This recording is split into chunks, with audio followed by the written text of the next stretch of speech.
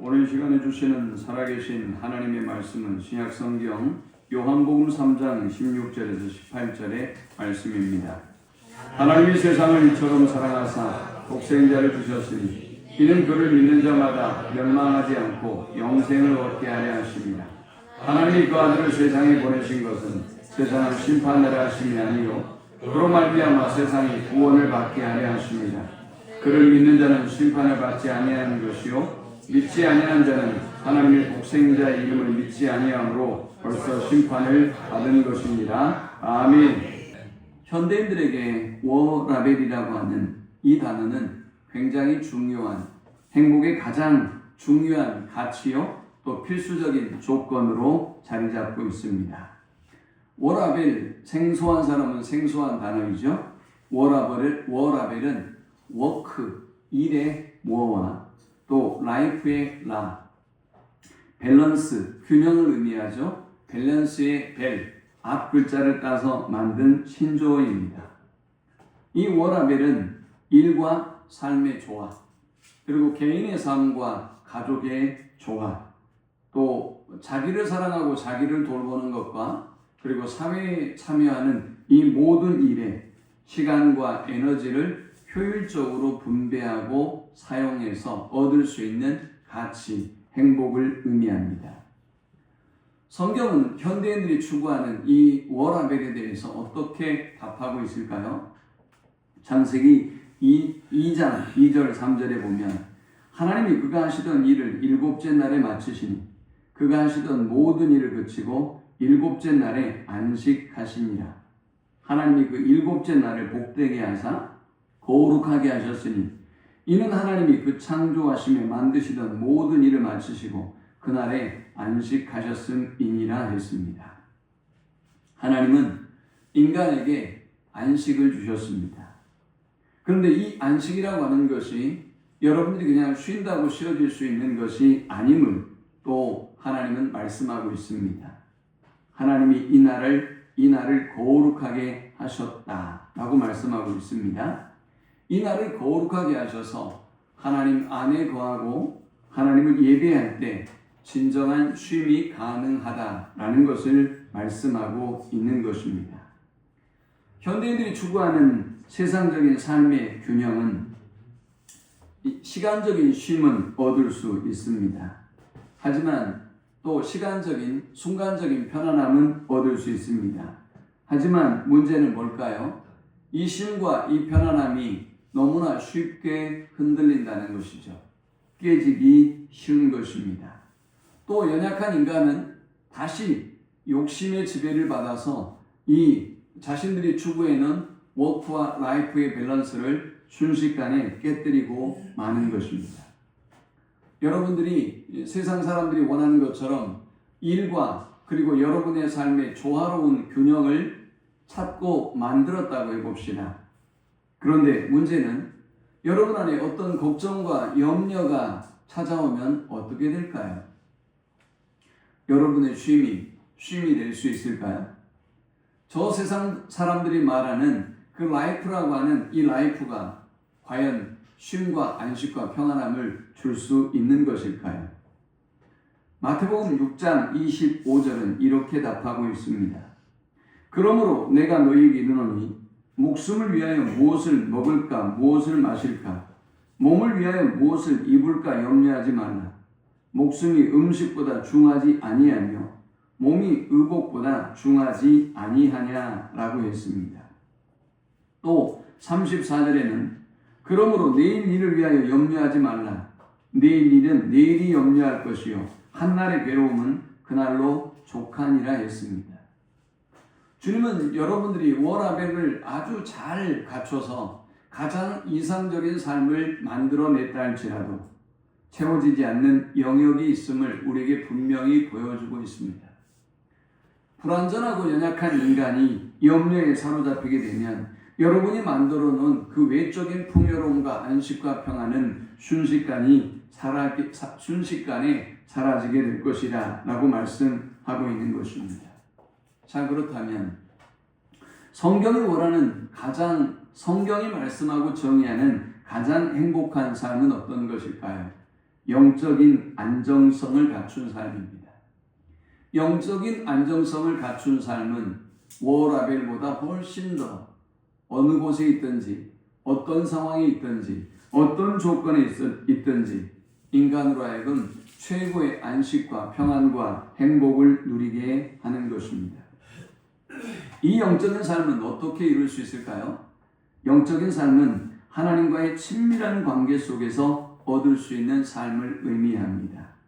하나님의 뜻을 분별하고 하나님을 기뻐하며 하나님의 말씀에 순종하는 사람이 누릴 수 있는 삶을 바로 영적인 삶이다 라고 정의할 수 있을 것입니다.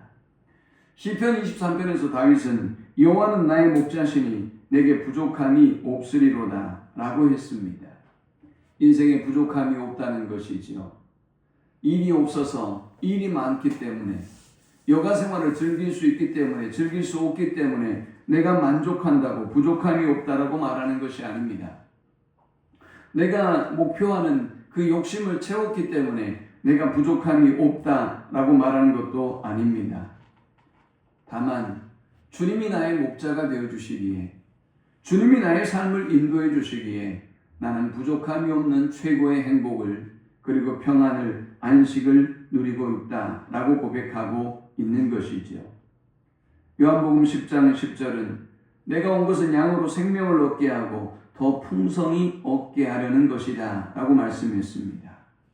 주님은 우리의 삶에 찾아오셔서 이 단순한 물질의 풍요로움이 아니라 시간의 적절한 분배를 통해서 얻을 수 있는 풍요로움이 아니라 영혼으로부터 만족하는 상태, 내면으로부터 만족하는 참 만족의 상태를 우리에게 주시기 위해서 이 땅에 오셨다라고 말씀하고 있습니다. 빌립보서 4장 6절을 말씀합니다. 아무것도 염려하지 말고 오직 기도와 간구로 너희 구할 것을 하나님께 아뢰라. 그리하면 모든 지각이 뛰어난 하나님의 평강이 그리스도 예수 안에서 너희 마음을 지키시리라 라고 했습니다. 인간의 연약함을 알고 어떤 문제가 있든 어떤 염려가 있든 어떤 필요가 있든 우리가 이 모든 문제를 하나님께 아뢰면 우리의 필요를 아시고 우리를 잘 아시는 하나님께서 우리에게 평강을 주시고 우리의 마음과 생각을 지켜주신다라고 약속하고 있는 것입니다.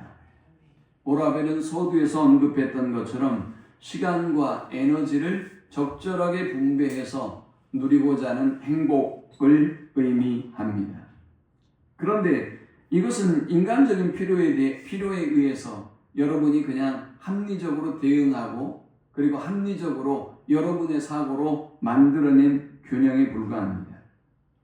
성경은 이 워라벨을 뭐라고 정의하고 있을까요?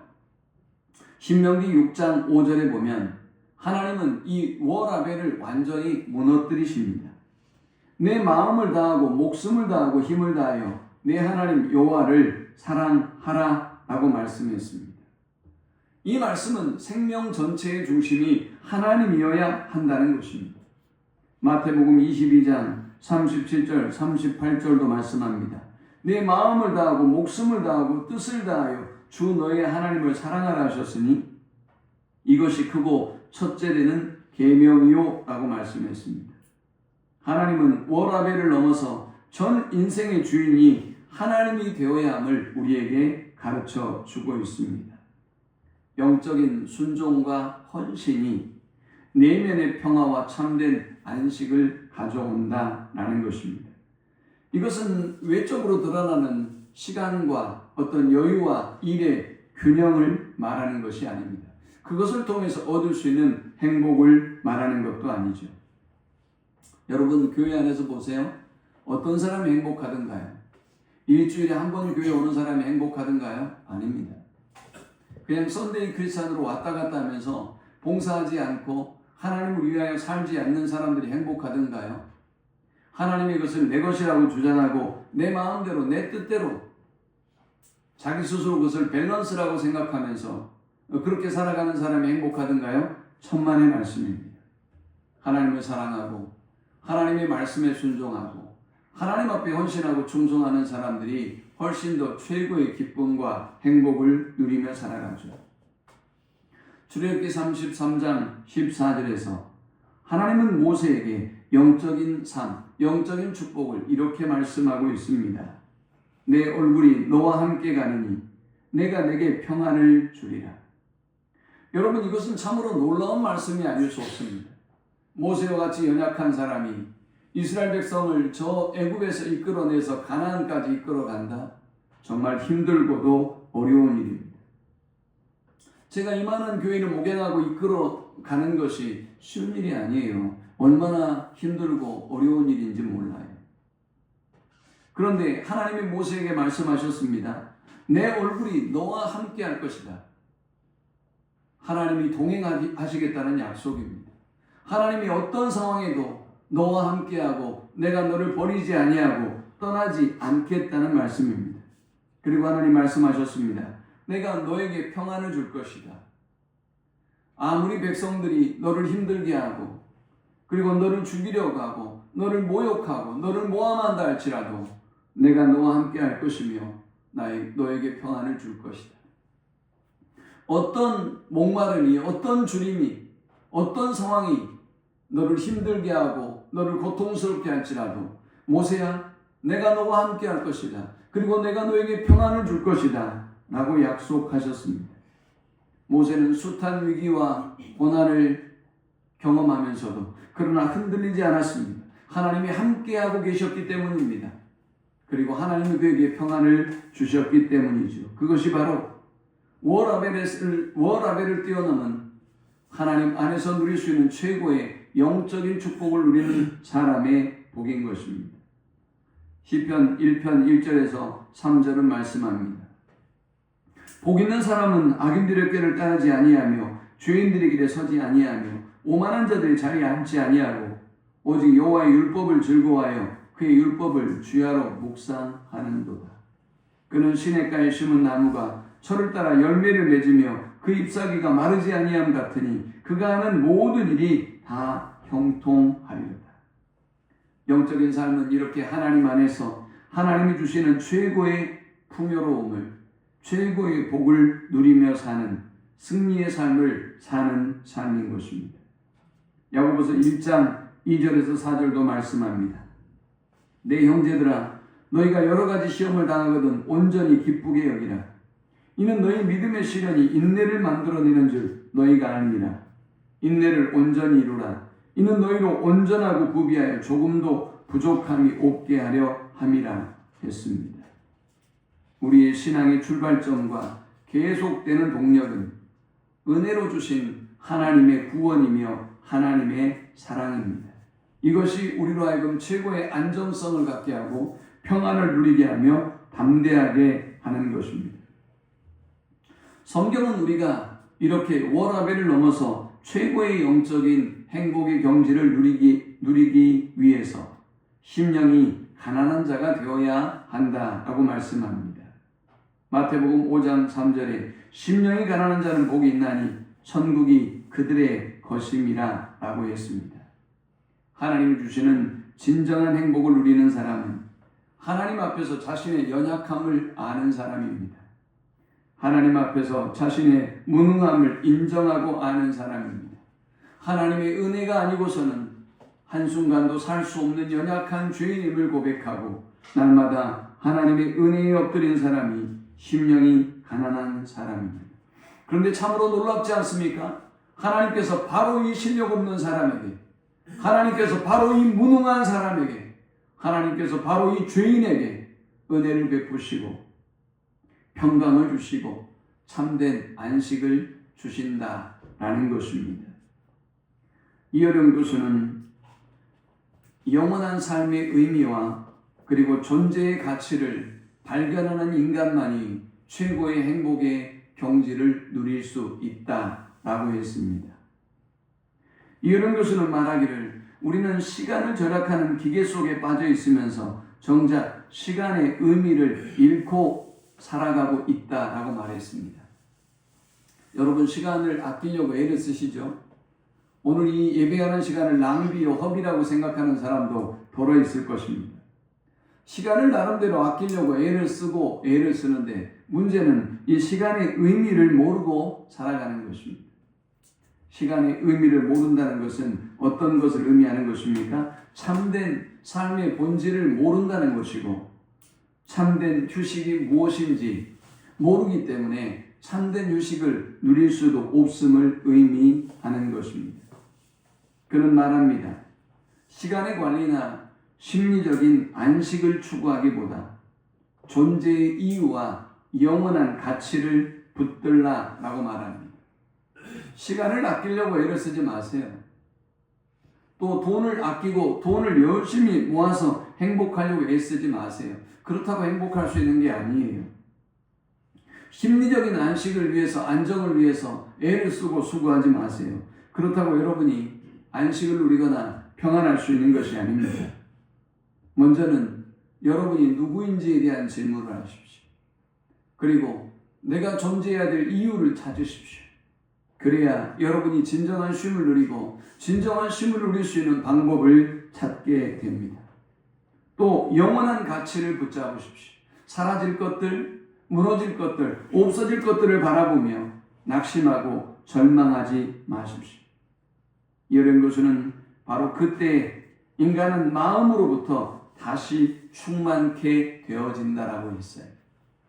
돈을 많이 벌어야 충만해지는 것이 아니라 여러분이 시간을 많이 확보하고 그냥 늘어져서 놀아서 논다고 여러분이 충만케 되어지는 것이 아니라 여러분이 누구인지, 내가 왜 살아야 되는지, 과연 내가 추구해야 될 영원한 가치는 무엇인지를 발견하고 살아갈 때 우리는 저 내면으로부터 다시 하나님이 충만케 해주시는 행복을 누리게 되는 것입니다.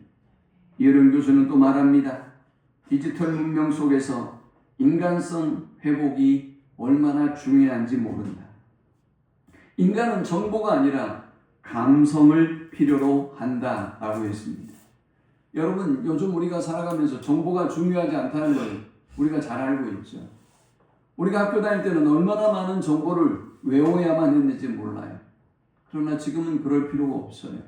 대화 중에도 필요하면 검색하면 순식간에 모든 정보를 그 누구보다 정확하게 알게 해주기 때문에 이제는 지식은, 정보는 그렇게 중요하지 않습니다. 뭐 학위도 중요하지 않아요. 옛날 박사 논문 썼던 사람들보다 훨씬 뛰어난 자료들이, 데이터들이 순식간에 쏟아지고 있기 때문이에요. 그렇다면 중요한 건 뭘까요? 더 중요한 것은 감성이라는 것입니다. 이 감성은 여러분들이 시간을 많이 갖는다고 해서 채워줄 수 있는 것이 아닙니다.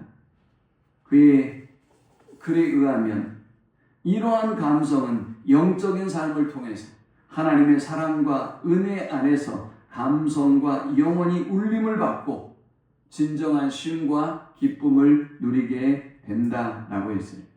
여러분, 이현영 교수가 누굽니까? 한국의 석학 중의 석학이죠. 얼마나 기독교를 핍박하고 박해했는지 몰라요.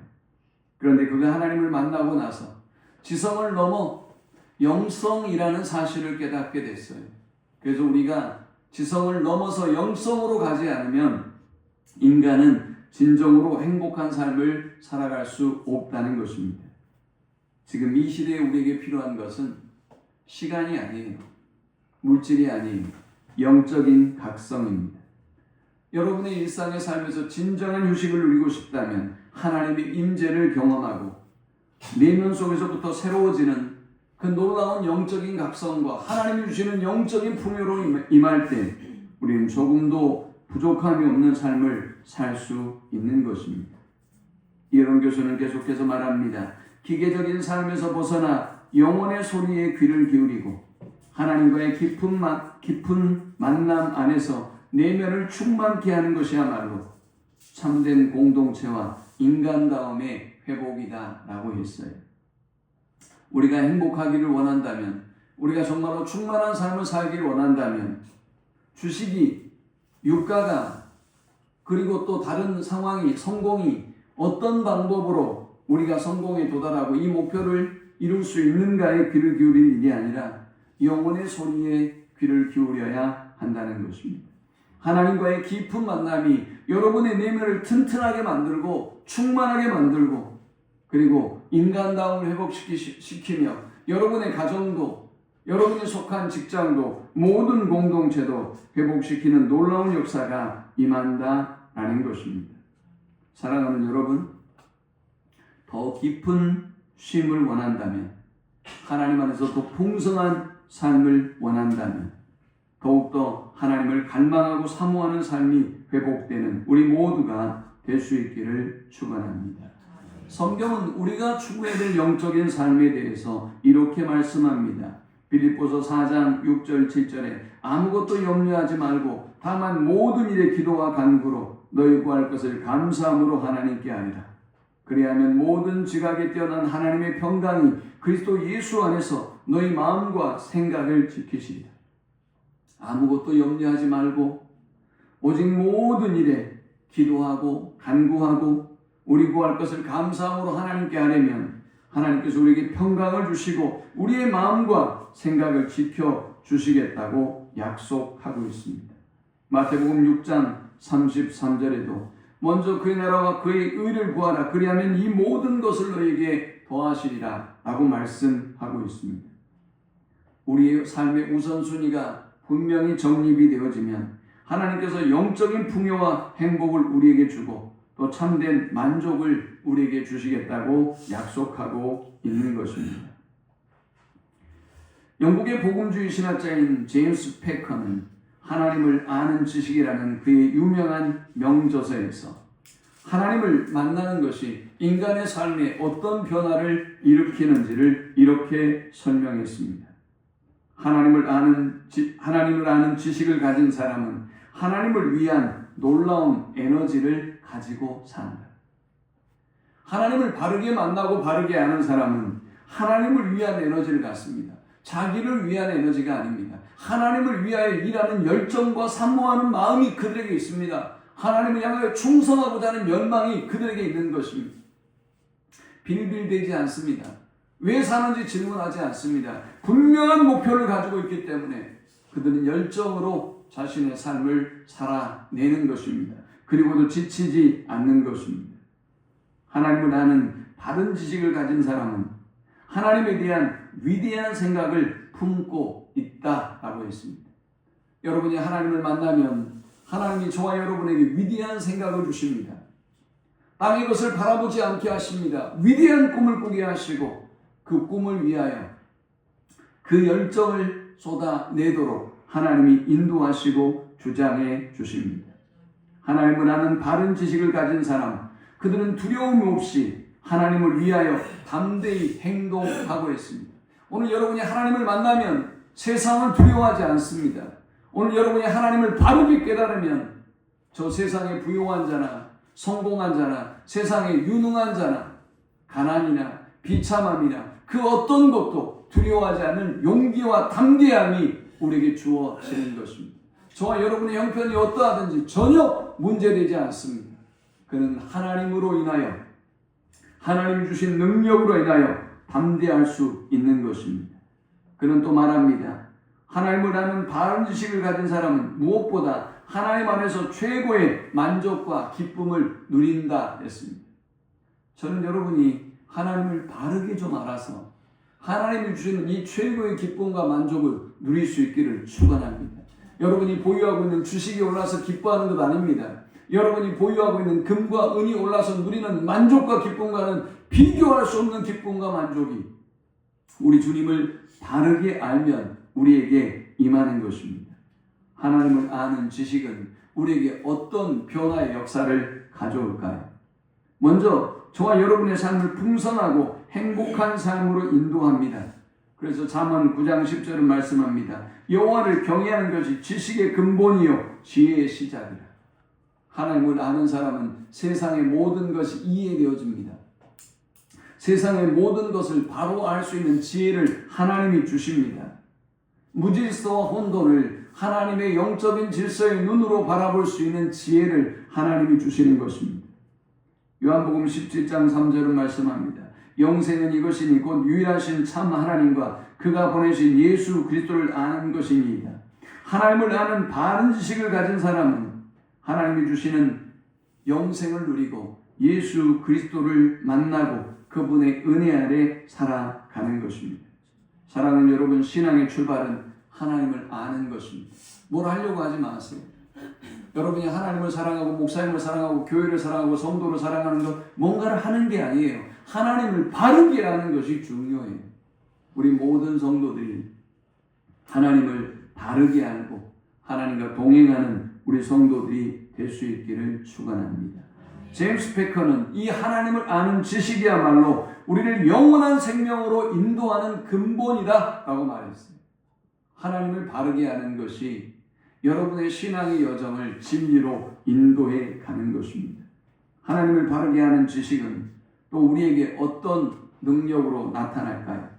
하나님의 사랑과 구원에 대한 믿음을 갖게 하고 이 하나님의 사랑과 구원에 대한 믿음으로 우리는 풍성한 생명을 누리게 됩니다. 하나님을 바르게 알면 하나님의 사랑을 알고 하나님의 구원에 대한 믿음이 생겨서 우리를 풍성한 생명으로 인도한다는 것입니다. 오늘 본문에 하나님이 세상을 이처럼 사랑하사 독생자를 주셨으니 했습니다. 로마서 5장 8절에도 우리가 아직 죄인 되었을 때 그리스도께서 우리를 위하여 죽으심으로 했습니다. 또 에베소서 2장 8절에는 너희가 그 은혜에 의하여 믿음으로 말미암아 구원을 얻었나니 했습니다. 우리가 하나님에 관한 지식을 바르게 이해하면 나를 향한 하나님의 사랑이 얼마나 위대한가를 깨닫습니다. 나를 향한 하나님의 구원이 얼마나 크고 놀랍고 신비로운 것인가를 깨달아 합니다.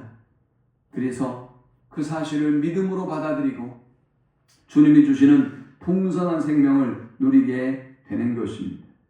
우리가 하나님을 아는 바른 지식을 갖게 되면 우리가 하나님 안에 거하게 되고 또 참된 평안과 행복을 누리게 됩니다. 이것이 하나님을 아는 바른 지식이 가져다주는 세 번째 진리예요. 하나님 안에 거하는 삶을 살게 하고 참된 평안과 행복을 누리게 합니다.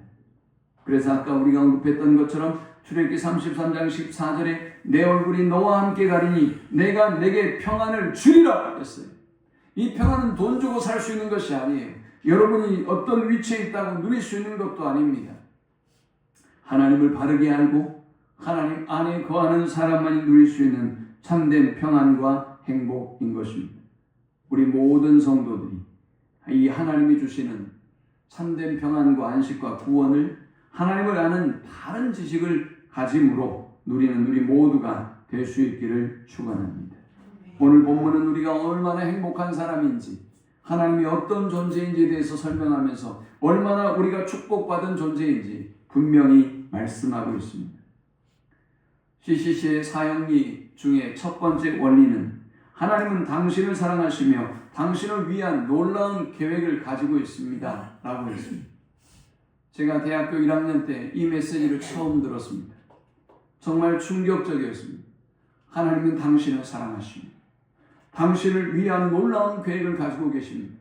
이 말씀처럼 저의 가슴을 뜨겁게 하는 말씀이 없었습니다.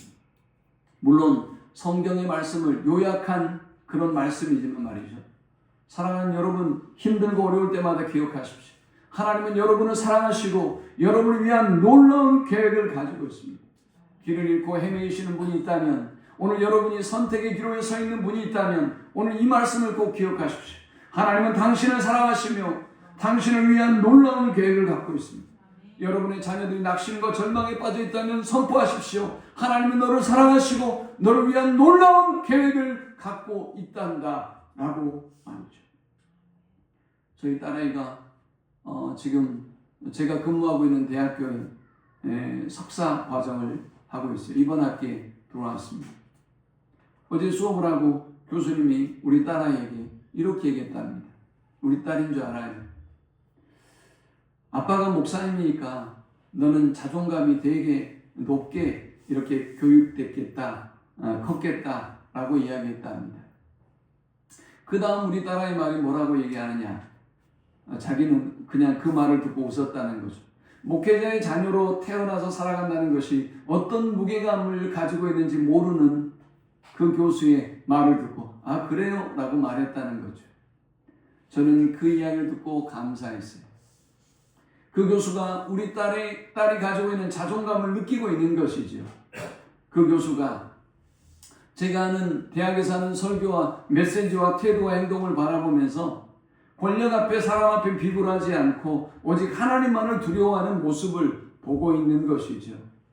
학력 앞에 초라한 저의 모습을 보지 아니하고 하나님 앞에서 위대한 저의 모습을 바라보고 하나님 주신 그 사명의 위대함을 쫓아가는 모습을 바라보며 높은 자존감을 느꼈겠죠. 사랑하는 여러분, 어떤 상황이 있어도 여러분의 자녀들을 축복해 주십시오. 공부를 잘하나 못하나 중요하지 않습니다. 예쁘나 그렇지 않으나 중요하지 않아요. 하나님은 너를 사랑하신단다. 너를 위한 놀라운 계획을 갖고 있단다. 그러므로 주저하지 말거라. 두려워하지 말거라. 어떤 상황에서도 그 하나님의 사랑을 확신하며 나아가면 너는 반드시 승리할 것이다 라고 축복하는 그런 부모들이 되시기를 축원합니다. 오늘 본문에서 이 하나님의 놀라운 사랑을 이렇게 펼쳐 보여주고 있습니다. 하나님이 세상을 이처럼 사랑하사. 이 세상은 저 인류를 말합니다. 그런데 또 이 세상은 바로 여러분 자신을 의미하기도 합니다. 하나님이 여러분을 사랑하십니다. 하나님이 이 세상을 사랑하십니다. 자신을 거부하든 외면하든 교만한 사람이든 그렇지 않는 사람이든 하나님은 저들을 사랑하십니다. 하나님의 이 사랑이 어떻게 나타난 바 되었습니까? 하나님이 세상을 이처럼 사랑하사 독생자를 주셨으니 이는 그를 믿는 자마다 멸망하지 않고 영생을 얻게 하려 하심이라 했습니다. 하나님이 여러분을 사랑하신다는 것을 하나님이 어떻게 보여주셨어요? 이처럼 사랑하신다는 것을 어떻게 보여주셨습니까? 그의 하나뿐인 외아들을 저와 여러분을 위하여 주셨습니다. 저와 여러분이 이 하나뿐인 외아들을 믿고 만나서 멸망하지 않고 영생을 얻게 하기 위하여 하나님은 외아들인 예수 그리스도를 이 땅에 보내시고 아낌없이 주셨습니다. 저와 여러분을 하나님께서 이토록 사랑하십니다. 독생자 예수 그리스도를 보내시고 십자가에 못 박히는 고통과 아픔을 통하여 그의 우리를 향한 사랑을, 그의 우리를 향한 구원의 계획을 완성해 주셨습니다. 이 하나님의 벅찬 은혜와 사랑을 여러분의 삶 속에 날마다 충만히 누리고 살아가는 우리 모두가 될 수 있기를 축원합니다. 그런데 이 하나님의 사랑과 이 하나님의 계획을 우리가 믿지 아니하면 영생을 얻을 수 없습니다. 우리가 믿지 아니하면 충만한 삶을 살아갈 수가 없습니다. 그래서 17절은 말씀합니다. 16절은 말씀합니다. 이는 그를 믿는 자마다 멸망하지 않고 영생을 얻게 하려 하십니다. 하나님이 그 아들을 세상에 보내신 것은 세상을 심판하려 하심이 아니요 그로 말미암아 세상이 구원을 받게 하려 하십니다. 주님이 이 땅에 오신 이유를 설명하면서 우리를 구원하기 위하여, 우리가 멸망하지 않고 영생을 얻기 위하여 주님이 이 땅에 오셔서 구원을 완성하셨다라고 말씀합니다. 그런데 이 구원은 아무나 얻을 수 있는 것이 아닙니다. 믿음이 있어야, 믿어야만 예수를 알고 예수를 믿고 예수께서 행하신 일의 가치를 알고 그것을 믿는 자에게 하나님은 이 구원을 약속하셨습니다. 오늘 우리 모든 성도들이 예수 그리스도를 믿음으로 말미암아 하나님과의 단절되었던 관계가 회복되고 구원의 축복을 누리는 우리 성도들이 되기를 축원합니다. 요한복음 5장 24절은 우리에게 믿음이 어떤 역할을 하는지, 얼마나 중요한지를 이렇게 말씀합니다. 내가 진실로 진실로 너희에게 이르노니 내 말을 듣고 또 나 보내신 이를 믿는 자는 영생을 얻었고 심판에 이르지 아니하나니 사망에서 생명으로 옮겼느니라. 믿음이 우리로 영생을 얻게 하고, 믿음이 심판을 면케하며, 믿음이 사망에서 생명으로 우리를 옮긴다라고 말씀하고 있습니다. 사랑하는 여러분, 오직 예수 그리스도를 믿음으로 말미암아 영원한 생명과 구원을 누리는 우리 모두가 될 수 있기를 축원합니다. 18절은 그를 믿는 자는 심판을 받지 아니하는 것이요 믿지 아니하는 자는 하나님의 독생자 이름을 믿지 아니함으로 벌써 심판을 받은 것이니라 했어요. 여러분, 믿는 자는 심판을 받지 않습니다. 믿는 자는 이미 이 땅에서 하나님의 나라 천국을 누리며 살아갑니다. 그러나 믿지 않는 자는 이미 심판을 받은 것이라고 했습니다. 그들은 영원한 저 지옥의 형벌이 기다리고 있을 뿐만이 아니라 하나님을 믿지 않기 때문에 믿는 자가 누릴 수 있는 천국의 기쁨을 이 땅에서 누릴 수가 없는 것입니다. 아무리 워라벨을 열심히 조종하고 아무리 많은 돈을 벌어들이고 아무리 높은 자리에 올라도 그들은 행복한 삶을 살 수 없습니다. 그들은 충만한 삶을 살 수 없습니다. 그들은 영생을 누릴 수 없습니다. 그들은 진정한 행복을 누릴 수가 없는 것입니다. 그들의 욕심이 그들을 무너지게 만듭니다. 그들의 탐욕이, 그들의 불안이, 두려움이 그 모든 것들을 순식간에 무너뜨립니다. 이미 심판을 받았기 때문입니다.